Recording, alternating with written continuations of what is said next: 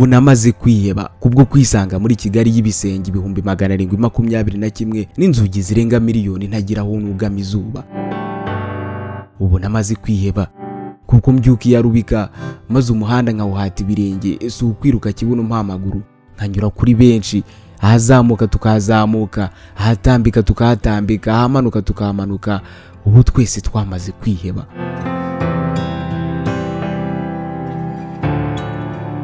Turi muri marato y'ubuzima, ndabona bwije nta n'igipfumuye tubashije kubika mu mufuka. Mureke dusubire mu ngangi, isi twe tugiye kurara ku gasima. Nabo ni abashomeri nkanjye, wasanga nabo batagira ubavuganira kuko nta n'urumiya bigirira. Ngo Imana ntirobanura ku butoni, nyamara nyuma ya byose turabashomeri. Ubushize narabyuze njya gushaka akazi, nkumanga hariya na hariya, mbereka ko nshoboye, nabo barabibona barabinshimira.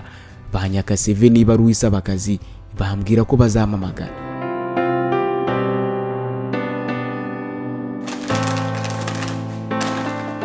Bukeye bwaho mbisanga kuri boutique kwa Murukore, ari byo asigaye atangamo amandazi.